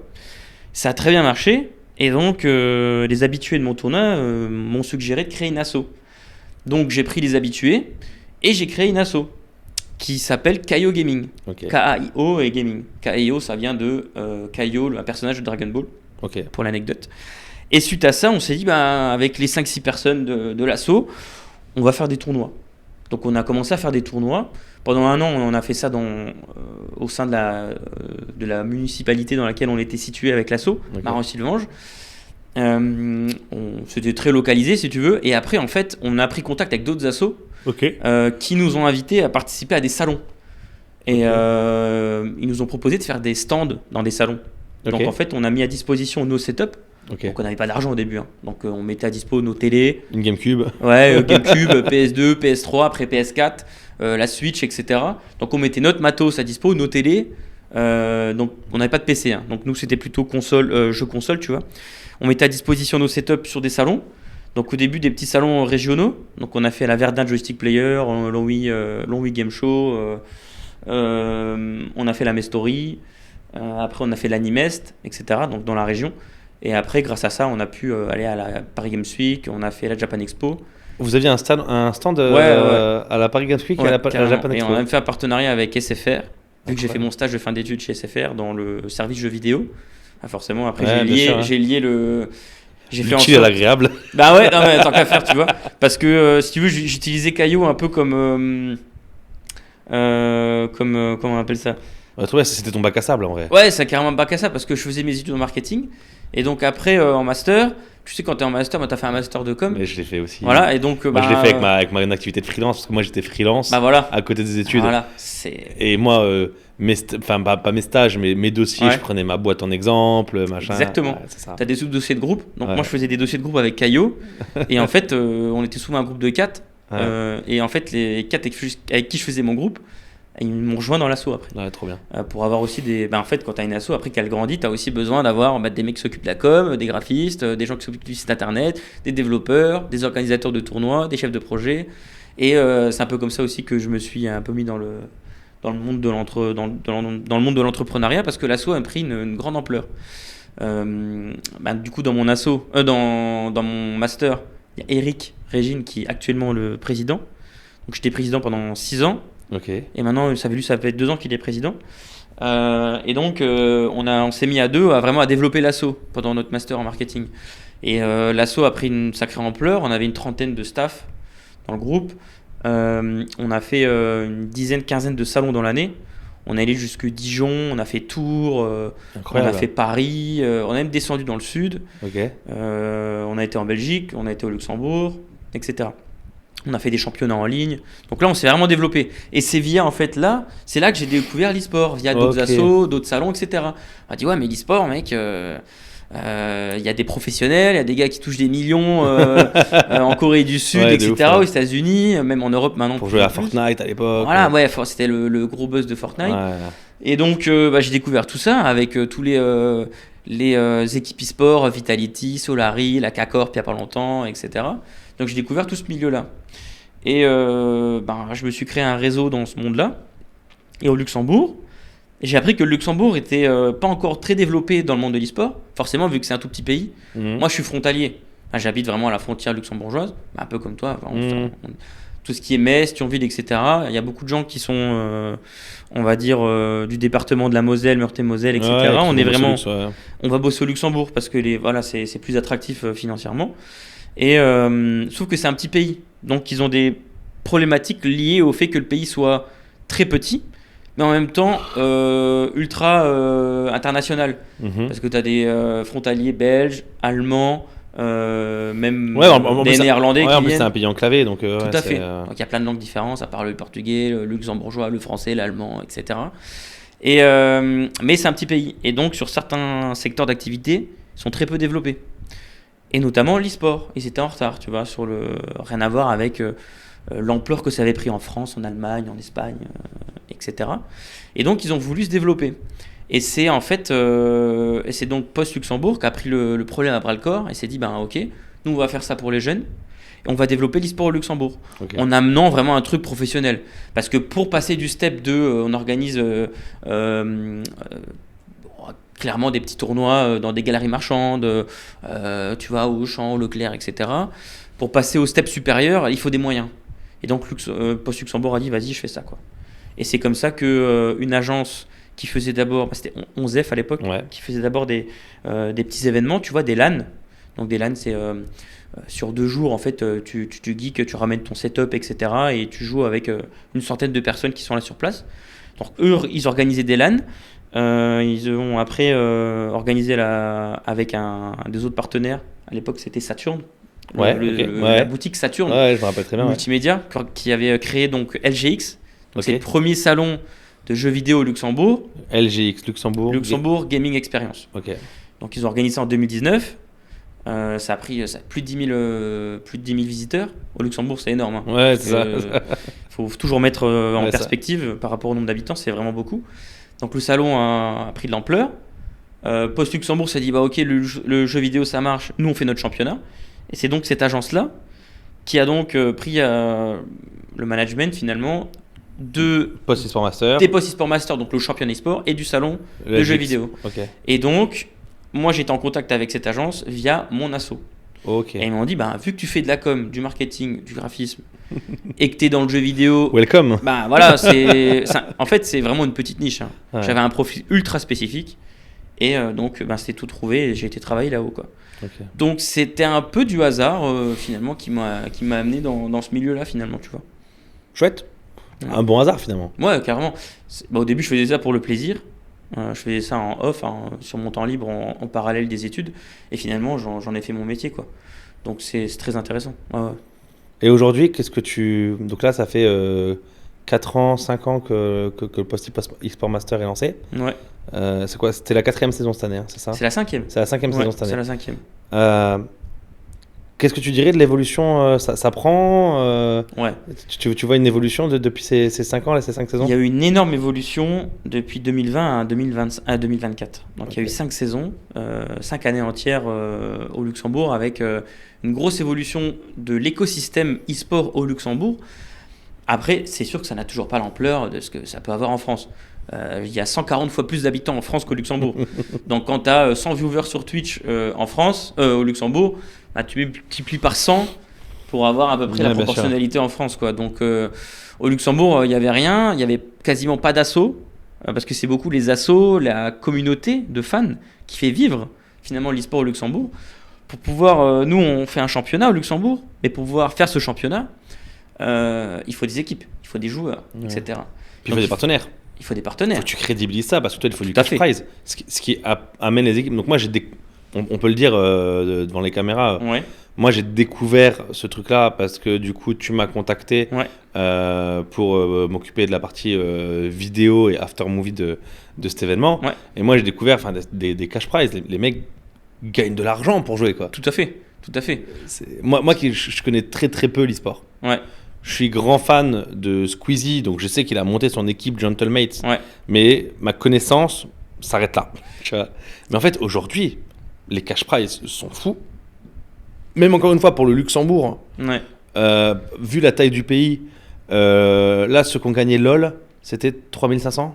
Ouais, le premier prix, c'est. Il y avait, en fait, au total, il y avait 20 000 euros à gagner sur 3 jeux différents.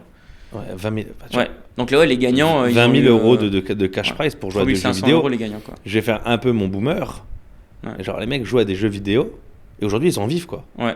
Et je me rappelle, je t'avais déjà accompagné à l'époque de 11F sur un tournoi de FIFA où je me rappelle qu'il y avait carrément des joueurs Ouais. qui étaient payés par les clubs de Ouais. foot. Ouais. Donc, c'est-à-dire qu'aujourd'hui, tu as des joueurs qui jouent en e-sport pour le PSG, pour le Standard de Liège, pour Ouais. donc les mecs ils ont la tenue de maillot short de foot de leur club et en fait ils sont en contrat en mode comme un joueur de foot Tout à fait. mais pour jouer de l'e-sport et pour représenter le club sur la partie C'est vraiment un secteur professionnel à part entière, en fait. Et en fait, ça, c'est ce que les gens ne savent pas. Même toi, tu vois, à mon avis, qui aime bien le jeu vidéo, etc., l'e-sport, c'est vraiment. C'est autre chose que le milieu du jeu vidéo. Parce que quand on parle de jeux vidéo, généralement, au niveau professionnel, on parle des créateurs de jeux vidéo, des éditeurs, des développeurs de jeux. Ok. On dit, ouais, je vais travailler dans le jeu vidéo. Ben, tu te dis, bah, je vais tu faire vas des travailler études. pour Blizzard, Ubisoft Ouais, machin, voilà, ouais, pour Blizzard, pour Ubisoft, tout à fait, Bandai Namco, Ouais. voilà, genre je vais créer un jeu vidéo, tu vois, ou après je vais le commercialiser. L'e-sport, ça n'a rien à voir, c'est vraiment un nouveau secteur. Enfin, je dis nouveau, il a 20-30 ans, tu vois, mais c'est encore tout récent par rapport, même le jeu vidéo, ça a 60-70 ans maintenant, les tout premiers, je parle. Hein. Là, ça n'a rien à voir. Par exemple, si on veut parler du milieu professionnel et des métiers aussi qui se cachent derrière ça, c'est pas uniquement les joueurs. Parce que comme tu dis, déjà, il y a des énormes cash prize. Rien qu'au Luxembourg, comme tu dis, par exemple, il y avait un joueur du Standard de Liège. Donc le Standard de Liège, c'est un club de foot Ouais. qui ont donc ouvert leur section e-sport.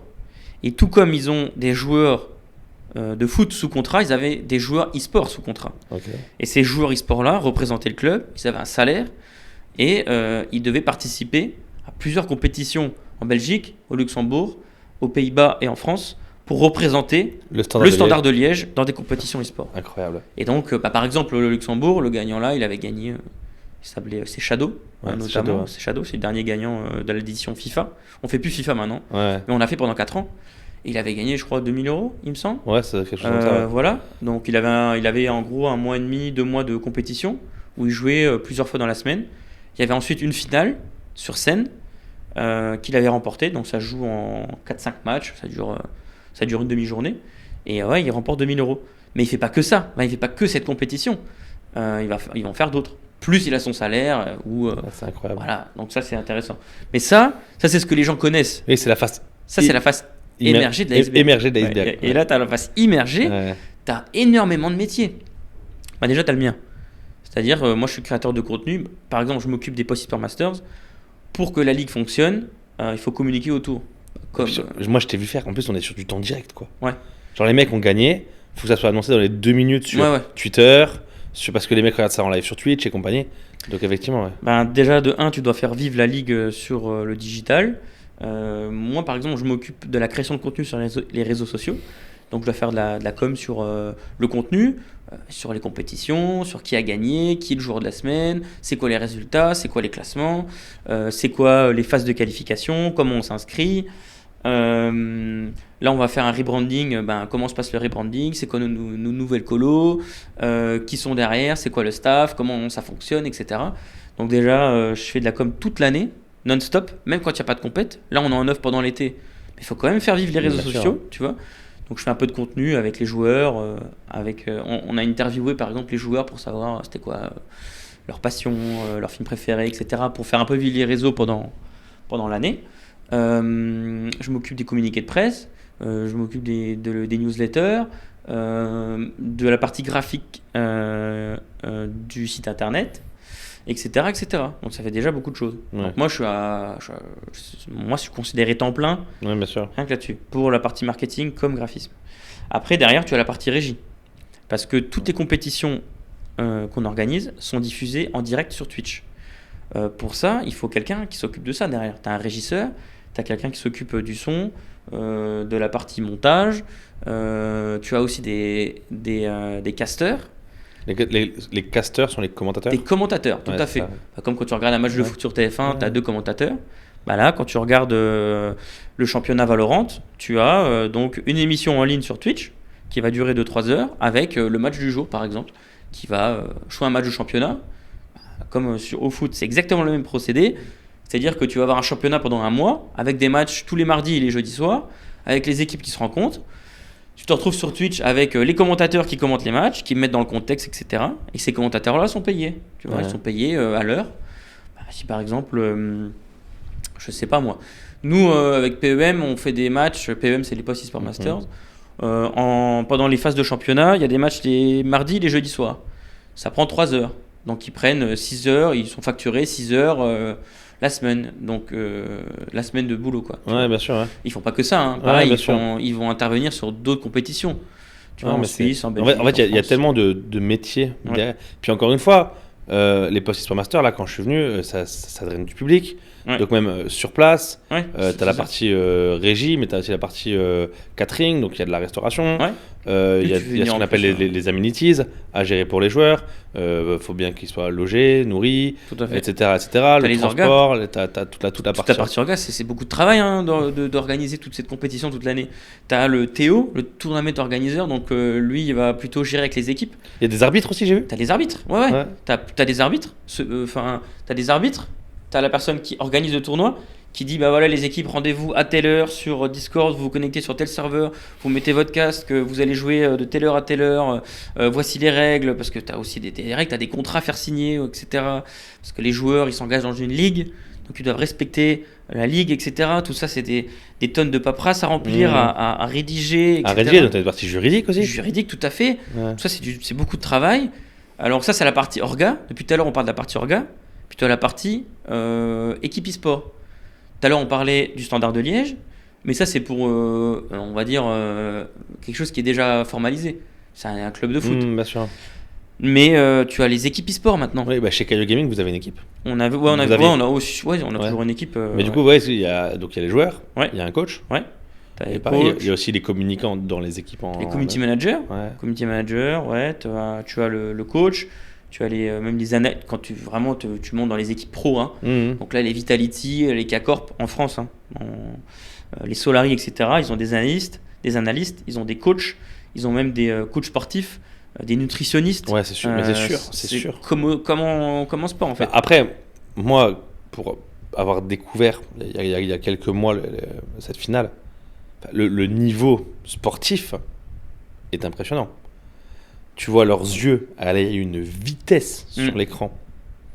C'est tu clair. vois leurs mains, leur capacité en fait réactive, une vitesse. En fait, aujourd'hui, tu sais, il y a beaucoup de gens qui disent oui, tu joues aux jeux vidéo, c'est pas du sport, etc., etc. Mais les réflexes, quoi. C'est comme tout, hein. La capacité d'analyse. C'est clair. Je sais pas, c'est comme. Ah ouais, c'est peut-être moins physique. Ouais. Bien que faire tourner ton cerveau très vite, hein, ça mange énormément de calories aussi. C'est comme tout sport. Je suis désolé que on va dire du billard. Oui, voilà. Tu veux être champion du monde de billard, t'es pas obligé de travailler ton cardio. Ouais, N'empêche que tu dois travailler tes réflexes, ta coordination. C'est exactement pareil pour le jeu vidéo. Ouais. Ou même, je sais pas, le poker, tu vois. Ouais, faut être full focus. Enfin, ils ont un niveau, comme tu dis, de réflexe. C'est sur Valorant et ça m'a impressionné. Truc de dingue. Ça se joue au millimètre près. Enfin, faut poser ta souris, le curseur, le viseur, anticiper la stratégie, la tactique. Une capacité d'analyse, une capacité tactique. C'est un truc de fou. D'ailleurs, c'est pour ça que une carrière e-sport, elle se finit assez tôt.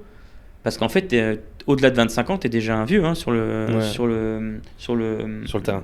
Sur le marché, quoi. Ouais. Dans la compétition, pardon. 25 ans, c'est déjà beaucoup, quoi. En fait, et là, par exemple, tu prends Rocket League. C'est un jeu qui joue généralement à 3 en compétition. Les meilleurs joueurs du monde, pour l'instant, c'est des Français. Les gars, ils ont 17 ans, 18 ans, quoi. C'est quoi comment s'appelle l'équipe? Je crois qu'ils sont chez Vitality. Okay. C'est des Français, notamment, tu as un jeune qui s'appelle Zen. Ouais. On avait fait un tournoi Caillou en 2020. Il n'avait pas encore l'âge de faire les compétitions professionnelles. Okay. Donc, il avait participé à notre championnat en ligne chez Caillou. On avait mis un petit cash prize, on avait mis 1500 € à gagner. Et il avait participé, il avait 14 ans, quoi, tu vois. Parce que nous, on avait mis la limite à 14 ans. Ouais. Et il était surhumain, quoi, tu vois. Et vous avez explosé? Ouais, il a explosé tout le monde. et en fait, 2 ans plus tard, il s'est retrouvé au RLCS, c'est la compétition internationale de Rocket League. Et là, il en vit, quoi. Okay. Il en vit très bien, même. Ok, d'accord. Ouais. Donc c'est vraiment, vraiment impressionnant. À pas sous-estimer, quoi. Faut pas prendre ça à la légère. N'importe qui peut pas se retrouver à jouer les premiers rôles sur Valorant, Rocket League ou League of Legends, quoi. Pour toi, j'aime toujours te poser cette question. Quel futur tu vois à l'e-sport? Est-ce que tu penses que ça va encore évoluer? Ou est-ce qu'on est sur à quoi va ressembler l'e-sport sur les prochaines années? Ou est-ce que tu vois des améliorations qui sont à apporter ou qui vont s'apporter naturellement par la force des choses? En fait, c'est des questions qui sont très intéressantes et qui sont beaucoup plus difficiles à répondre que dans le sport traditionnel. Parce qu'il y a d'autres enjeux supplémentaires. Notamment, dans le sport, le foot n'appartient à personne. Donc toi, demain, tu veux créer un... éventuellement, tu as les fédérations, tu as des trucs comme ça, mais je comprends ce que tu veux dire. Le foot en lui-même n'appartient à personne. Alors que le jeu vidéo appartient à un éditeur. Okay. Donc déjà, tu as l'éditeur qui rentre en jeu. Alors déjà, ça c'est le premier point très important à prendre en compte. Typiquement... C'est que si demain Rocket League arrête de faire des mages, genre il tue la ligue. Bah ouais, ou s'il décide que si l'éditeur ne... Ou s'il change les règles, ou si machin... typiquement, tu prends Smash Bros, ça appartient à Nintendo. Ouais. Nintendo, ils en ont rien à secouer de l'e-sport. Et pourtant, Smash Bros, ça remplit des stades. Ouais, c'est un truc de fou. Il y a un engouement de la communauté, c'est des fous furieux. C'est incroyable de voir l'engouement des fans de Smash Bros. Nintendo s'en fout. Et du coup, quand l'éditeur n'est pas derrière, ça limite énormément les perspectives. À l'inverse, tu as League of Legends, c'est un jeu qui était pensé directement pour le jeu vidéo. League of Legends, c'est Riot, et Riot pousse à mort. C'est eux qui sont derrière et qui chapeautent tout le circuit international. Ok.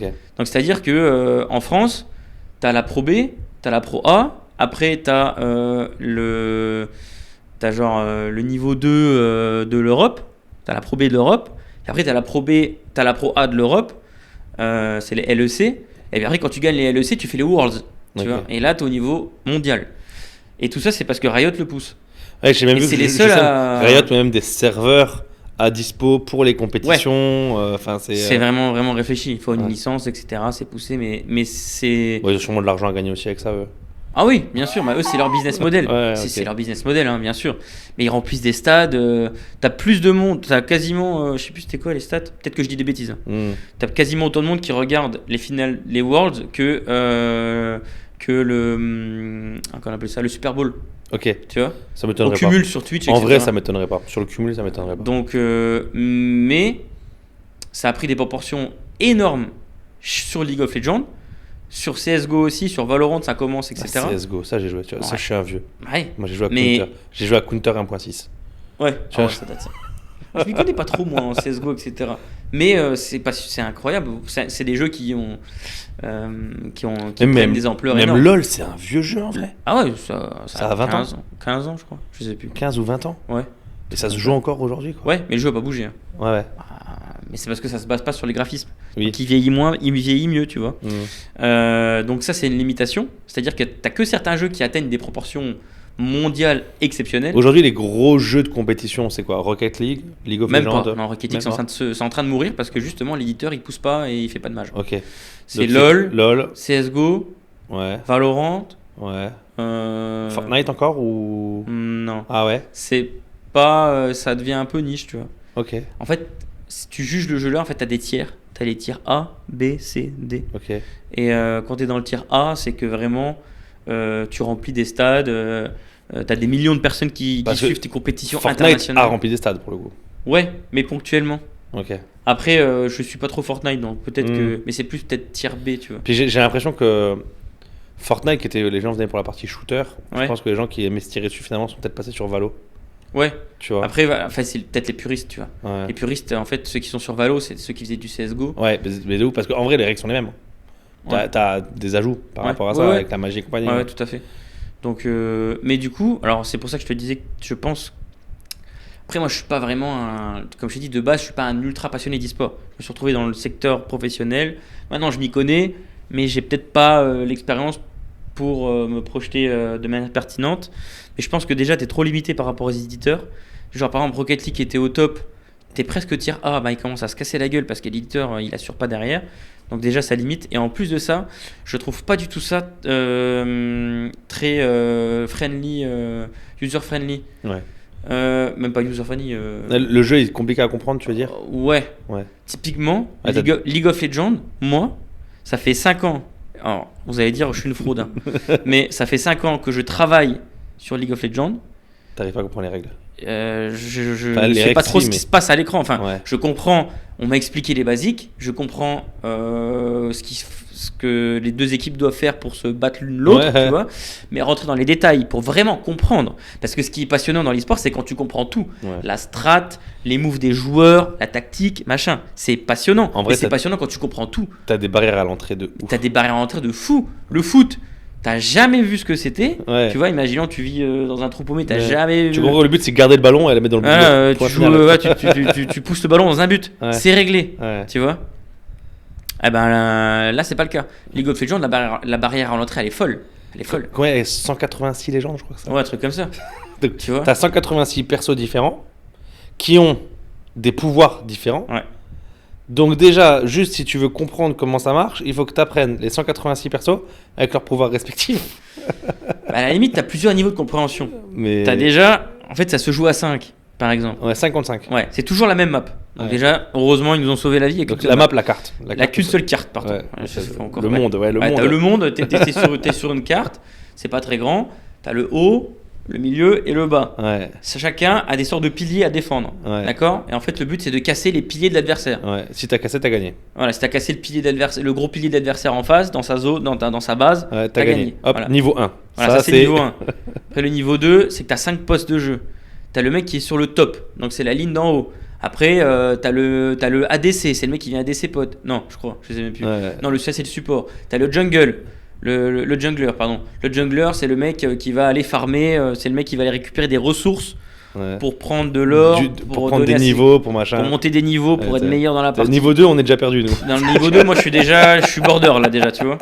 Et niveau 3, c'est comprendre les spécificités de chaque personnage. T'en as plus de 150.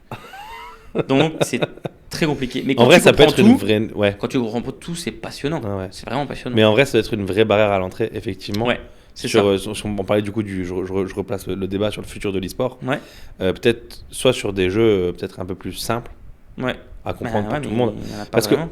aujourd'hui, pour toi, qu'est-ce qui fait que l'e-sport n'est pas encore diffusé à la télé?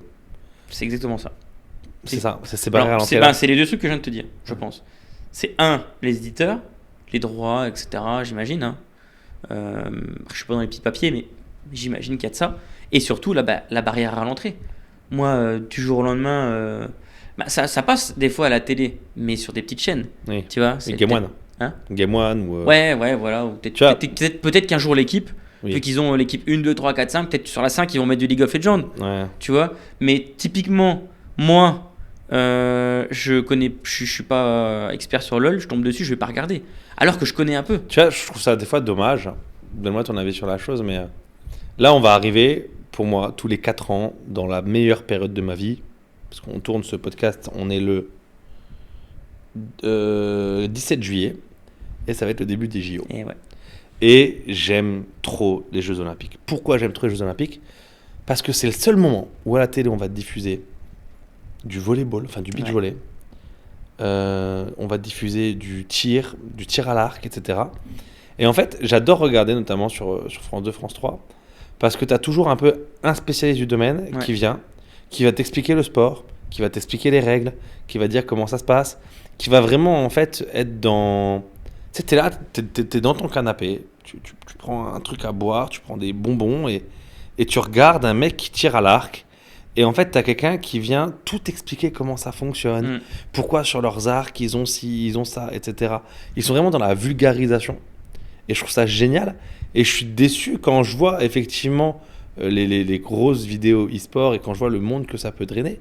Je suis des fois déçu qu'à la télé, on n'ait pas un championnat effectivement de Valorant ou de Rocket League Ouais. avec un mec qui vient nous expliquer les règles, qui nous explique pourquoi l'action qui est en train de se passer, elle est folle. Et pourtant, Dieu sait que ça drive, excuse-moi du terme, mais du pognon derrière en plus. Hein. Il y a vraiment un peu d'argent. Mais je suis, tu vois, je suis toujours un petit peu déçu qu'il n'y ait pas encore une chaîne qui soit positionnée sur Ouais. bah vas-y, viens, on va vulgariser l'e-sport, on va voir si ça prend, si ça prend pas. Ouais. En fait, Ils préfèrent nous- au-delà de la vulgarisation, il faudrait presque un tuto en fait. Tu vois. Ouais, c'est ça. Mais en fait, ça serait très intéressant. D'ailleurs, parce que j'étais en discussion avec pas mal de gens dans l'e-sport qui discutaient de ça, c'était prévu d'éventuellement mettre de l'e-sport aux Jeux Olympiques. Aux Jeux Olympiques, Ouais. j'en avais entendu Alors parler. c'était en discussion. Ouais, ouais. Je pense que ça y viendra. Alors peut-être Ou des Jeux Olympiques. peut-être à Los Angeles en 2028. Ah, ouais. Ils sont un peu plus e-sport, Ah. c'est un peu plus démocratisé. Ou sinon, peut-être mais- faire, tu vois, genre Jeux Olympiques, Jeux Paralympiques, Jeux e-sport. Peut-être, ouais. Tu vois, sur 3 Ouais, mais là- sessions. Ouais, puis après, mais là déjà, je pense que si tu veux démocratiser, il faudrait vraiment mettre sur un. Ouais, avec, sur tout, France avec, 2, avec le reste, quoi. ben, Ouais. ok, tu prends le risque sur France 2 pendant 2 Ouais. heures, tu mets. Ouais, bien sûr. Mais c'est très compliqué. Alors peut-être que ça. Alors peut-être que. Parce que là, j'ai prêché le nom, ça va pas plus se Ouais, développer. bien sûr. Et j'ai peut-être prêché lui en disant que tout comme les mangas, ça prend, c'est devenu presque dans la pop culture quelque chose de normal maintenant, parce que on vieillit. Et ceux qui vieillissent maintenant, genre nous on a 30 piges, Ok, je comprends. ben nous il y a 15 ans, on a été un peu les précurseurs. En fait, si il tu faut veux, attendre que les des jeunes gens qui d'avant ont ça dans les sont les veines. vieux de demain, Ouais. tu vois. Donc Il faut attendre que les gens qui ont ça dans les veines soient décideurs Ouais, demain pour. ouais, décideurs et. Techniquement, toi et qui aimes spectateurs. l'e-sport, peut-être que dans 20 ans, tu auras un taf de décideur à la télé luxembourgeoise. Mm. Et du coup, tu viendras soumettre l'idée que n'ont pas eu tous les gens Ah oui, qui sont tout à aujourd'hui. fait. Les futurs décideurs sont des gamers. Ouais. Ah, peut-être que ça sera plus accepté. Peut-être que dans 20-30 ans, ça sera largement plus accepté. Là, en l'occurrence, si là, sur France 2, aux Jeux Olympiques, Tu mets à 14h League of Legends. Ouais. À mon avis, ça va râler. En Ouais, France, on est des gros râleurs, tu vois. Ça va râler carrément. Il Ouais. y a plein de gens qui vont. Tu sais monter déjà au si créneau. par exemple en Corée où ça marche, il y a ça déjà à la télé. Enfin, Ouais, c'est complètement. En Corée, ça fait partie de la norme. Au C'est dans Corée, la culture, alors locale, il y a un quoi. mec en Corée, le meilleur joueur du monde sur League of Legends, il s'appelle Faker. Ok. Faker, c'est Zidane en Corée. Alors le mec est reconnu dans la rue. Ah ouais, oui. non, mais c'est une superstar. Il est invité sur les plateaux télé de l'équivalent de TF1, France 2, M6. et tout. Ok, d'accord. Il passe sur les plateaux télé. Quand il monte sur scène, c'est ovation. Franchement, moi-même j'ai été surpris. Je vous invite à aller voir sur YouTube et taper Faker plateau télé et tout. Le gars, c'est un peu comme s'il passait sur un plateau télé sur TF1 et tout. Les gens sont fans. Guest Danse avec les stars, tu vois. Le truc ok. le plus mainstream possible. Le mec, il arrive sur le plateau, mais genre ovation de fou, quoi. Ok, Voilà. d'accord. League C'est of une Legends. superstar Ouais, superstar. du jeu vidéo. Parce qu'en Corée, ça fait partie de. En Corée, l'e-sport, c'est comme le foot ou le basket, tu vois. Ok. C'est très très mainstream. J'ai hâte que ça arrive en France. Pas toi? Si, moi aussi, mais je sais pas si ça le sera un jour. Ouais. Je sais pas. Peut-être que dans. Mais ça va me prendre encore beaucoup de temps, je pense. Oui, je pense pas que ce soit pour demain. Ouais, je pense que c'est. Ouais. Mais. On arrive sur la fin du podcast. Je vais Ouais. te poser 2 questions. La première, on va repartir un peu sur la partie entrepreneuriale. Quels sont tes rêves encore à accomplir sur ta partie business? T'en es où ça s'appelle que le podcast s'appelle quand même De Nouveaux Rêves. Ouais. T'en es où dans tes rêves businessment parlant? Franchement,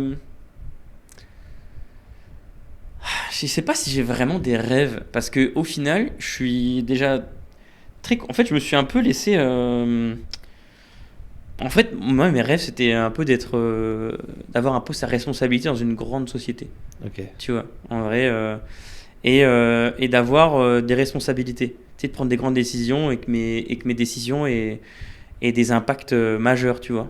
Et c'est faire quelque chose toi et le voir fait derrière, quoi. Ouais, voilà. Ok. Moi, en fait, je me mets pas forcément, c'est la première fois que je fais un podcast, un truc comme ça, je me mets pas forcément en avant, tu vois. Mais j'aime voir la réalisation de mes projets prendre des ampleurs. Je suis très fier, par exemple, de ce que Caio est devenu. Tu vois, c'est une asso qui tourne tout seul. Je suis même quasiment plus trop dans l'organisation. Je suis un peu membre d'honneur, si tu veux. Je vous regarde ça un peu loin. Et là, il y a très peu de temps, ils viennent d'organiser la finale d'un championnat Naruto. Parce qu'on fait beaucoup de trucs portés sur l'univers du manga du Japon. Ok. On a fait un championnat Naruto sur le jeu Naruto, le dernier jeu Naruto. On a fait un championnat dans toute la France. Et la finale s'est jouée à Paris sur scène à la Japan Expo. Et il y a le développeur du jeu qui est monté sur scène carrément Ok. pour féliciter les gagnants, féliciter leur gars et tout, quoi. Ok. Donc c'était une consécration. Et ça, si tu veux, ça a eu lieu sans moi. C'est un truc que j'ai créé. Et il y a eu c'était un énorme happening de fou, quoi, tu vois. Ouais. Et il y a 8 ans, j'en aurais rêvé qu'il se passe un truc comme ça, de la petite asso que j'ai créée à Marange, tu vois. Donc ça, c'était un rêve déjà, professionnellement parlant. Enfin, entrepreneurialement parlant, si tu Ouais, veux, parce que bien c'est pas sûr, vraiment pro, bien c'est asso, sûr. quoi. Mais... Donc déjà, c'était un premier rêve. Et j'aimerais bien réaliser un peu la même chose d'un point de vue professionnel. Alors, je sais pas si ça prendra la forme en tant que freelance, ou si je rejoindrai une entreprise qui peut-être je l'aiderai à se développer, tu vois.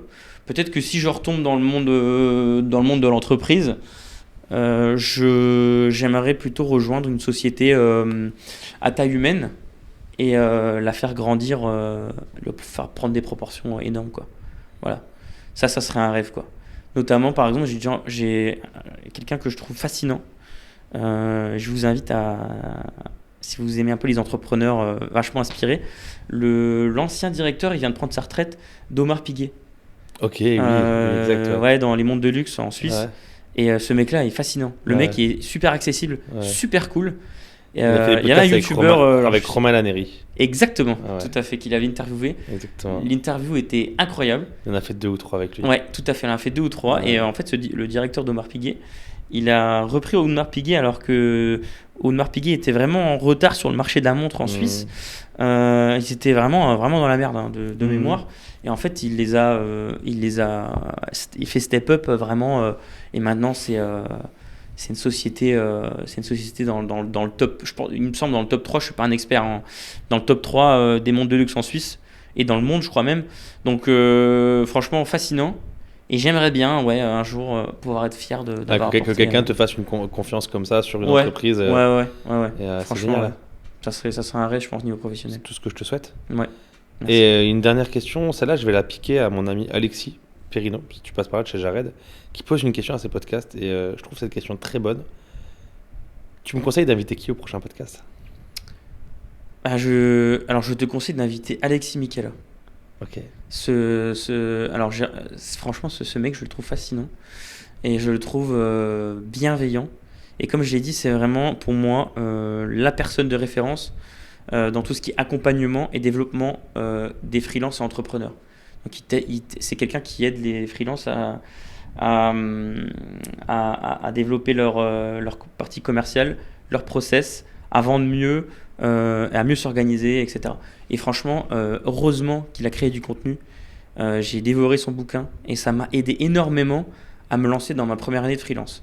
Donc s'il y a beaucoup notamment de jeunes qui t'écoutent ou de moins jeunes qui se lancent en tant qu'auto-entrepreneur et freelance, etc., je pense que d'inviter Alexis, ça serait super pertinent parce qu'il est de très bons conseils et il est fascinant. Et sinon, Ici dans la région, tu as quelqu'un à me conseiller? dans la région, dans la région. Une expérience à partager, quelqu'un, ou même quelqu'un que dont toi tu voudrais savoir plus dans la vie. Si toi tu devais, tu vois, genre, ah putain, ce mec-là, Ouais. je voudrais savoir comment il est arrivé là, ce qu'il a fait avant, ou quelqu'un où tu sais qu'il a une expérience. Alors, ouais, ça pourrait être intéressant d'inviter peut-être un politicien. Ouais. Tu vois, parce que là, on était en plein dans les législatives et tout, tu vois. Ça a pris des ampleurs folles, hein, et je trouve que la jeunesse, notamment, c'est beaucoup plus impliquée dans les discussions politiques que ne l'était avant, avec tout ce qui s'est passé récemment. Mhm. Donc ça pourrait être pertinent d'inviter un politicien, peut-être un député, hein, je pense qu'il y a peut-être moyen d'en avoir un. Bien sûr. Un député qui vient de se faire récemment élire, tu vois, et peut-être lui poser des questions sur comment il s'est lancé en politique, tu vois. Peut-être un jeune, tu vois, si on est Je plutôt comprends dans les très rêves, bien. quelqu'un qui est au début de sa carrière Ouais. et qui a des ambitions et des rêves en politique, tu vois, et qui, on pourrait lui poser des questions de comment il est arrivé en politique, est-ce que c'est par le hasard, est-ce qu'il en a toujours rêvé, et comment ça s'est passé la campagne des législatives, En vrai, la etc. communication politique est une communication super intéressante. Ouais, je carrément. pense. Moi, franchement, ça m'intéresserait carrément de savoir ça. Johan, merci beaucoup. Bah, Merci pour je ton t'en temps. prie, merci beaucoup pour l'invitation, Et c'était puis, très intéressant. on se revoit quand tu veux. Ouais, ça marche, Salut, merci. ciao, ciao. Allez, ciao.